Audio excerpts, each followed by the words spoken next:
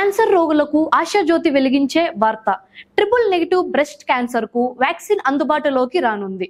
ఆక్సా bioscience మరియు Cleveland clinic సంయుక్తంగా చేపట్టిన పరిశోధనలో గొప్ప విజయం సాధించారు. భారతదేశంలో నమోదవుతున్న బ్రెస్ట్ క్యాన్సర్ కేసుల్లో 30% ట్రిపుల్ నెగటివ్ కేసులే. ఇవి 50 నుండి 70% కేసులు 3-4 స్టేజ్లలో గుర్తించబడుతున్నాయి. దీంతో మరణాల సంఖ్య పెరుగుతోంది. BRCA1 జీన్ మ్యూటేషన్ వల్ల వేగంగా వ్యాపించే ఈ క్యాన్సర్ ను గుర్తించడం, చికిత్స చేయడం సవాలుగా మారింది. కానీ ఇప్పుడు ఒక శుభవార్త. తొలి దశ ప్రయోగాల్లో 70% రోగుల్లో ఈ వ్యాక్సిన్ సత్ఫలితాలను ఇచ్చింది. క్యాన్సర్ కణాలు గడ్డలుగా మారకముందే వాటిని నాశనం చేసే శక్తిని రోగ నిరోధక వ్యవస్థకు అందిస్తోంది. మరికొన్ని పరీక్షల అనంతరం ఈ వ్యాక్సిన్ అందరికీ అందుబాటులోకి రానుంది. ఇది లక్షలాది మంది మహిళల ప్రాణాలను కాపాడే అద్భుత ఔషధంగా నిలవనుంది.